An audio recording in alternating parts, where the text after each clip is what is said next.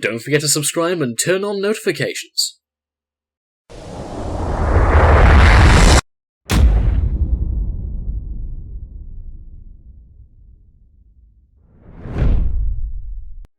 Five wrestlers who were released from the WWE 2016.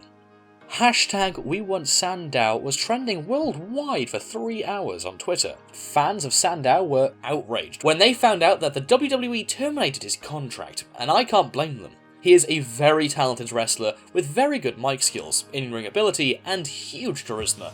I mean, come on now, Vince. What more do you want? Please note that there were more than 5 wrestlers who were released, but these are the select 5 I have chosen. Let me know if you agree with the list, or who else you would have included.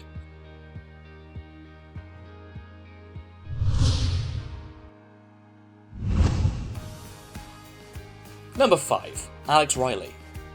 It was announced on the 6th of May 2016 that the WWE officially released Alex Riley, as his contract was terminated. Alex Riley was first signed to the WWE under Florida Championship Wrestling, FCW, now known as NXT. In 2010, Riley then formed an alliance with Miz, who was his mentor, in the second season of NXT. He finished in 3rd place overall.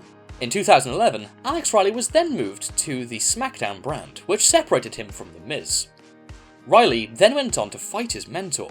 I wonder who else had a similar story and was also released, and is also later featured on this list.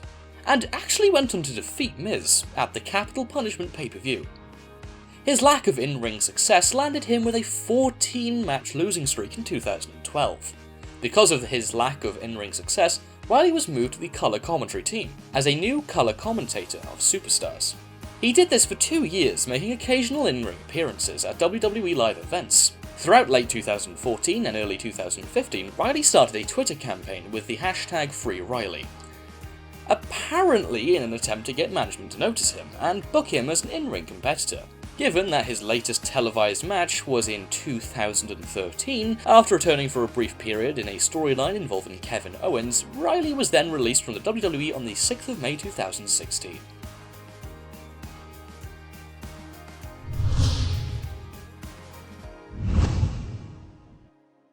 Number 4. Hornswoggle. Hornswoggle, Mr. McMahon's illegitimate son, out of all of the possible choices, and former partner of Finlay. In fact, his career in the WWE started as the character Little Bastard, the leprechaun partner of the fellow Irish wrestler Finlay. Hornswoggle was a highly likeable character who had a 10-year career with the WWE. He achieved somewhat a lot throughout his career. Some may argue, which I'm sure they will, winning the WWE Cruiserweight Championship after he pinned Jamie Noble at the Great American Bash. He was also involved in the highly entertaining storyline involving Mr. McMahon's illegitimate son, culminating with the reveal that Hornswoggle was the illegitimate son the whole time. Furthermore, he became D-Generation X's official mascot, and in 2010, he became the anonymous Raw General Manager. On the 28th of September 2015, the WWE announced they had to suspend Hornswoggle for 30 days for violating the company's wellness policy. After not having made any appearances in WWE since, Hornswoggle was then released from WWE on the 6th of May 2016.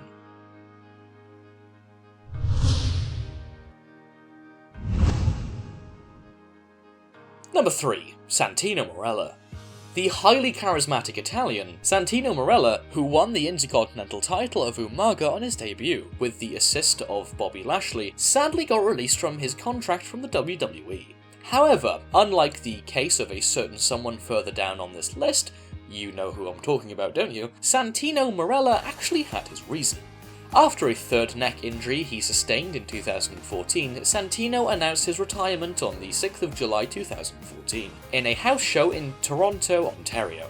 He subsequently had surgery on his neck, which was successful. He made several appearances throughout 2014 and 15, promoting his new movie, Jingle All the Way 2, serving as guest general manager for the December 5th episode of SmackDown, and he hosted his own Royal Rumble lottery on the 20th of January. Exclusively on the WWE Network.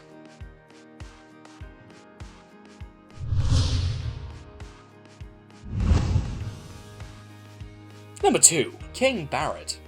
King Barrett. You can't help but feel sorry for him towards the end of his WWE run. The highly talented English wrestler started off with a great career in the WWE, especially when Barrett led the group Nexus at NXT. After leaving Nexus, Barrett wanted to claim successor himself instead of in a group, so he introduced the Barrett Barrage. After 2 years has passed, Barrett returned to the WWE at the end of 2013. After legitimate work visa issued and returned as Bad News Barrett. I'm afraid I've got some bad news! This gimmick was highly successful, as it allowed him to win his 4th Intercontinental title after he defeated Big E at Extreme Rules. However, Barrett suffered a serious injury, where he separated his shoulder being thrown into a barricade by Jack Swagger. We the People. This caused him to vacate his title. Barrett's last gimmick involved King Barrett after winning the 2015 King of the Ring tournament. His last appearance involved him being ejected from the dreadful League of Nations group for being the weaker link. On the 6th of May 2016, Barrett was released from the WWE. Following his release, Barrett stated that since he chose not to sign a new contract with the WWE in August 2015, his contract was supposed to end in June 2016, but he and the WWE agreed to an earlier parting of ways. Barrett planned to take a break from the wrestling industry, but said he would be back in the ring when the time is right.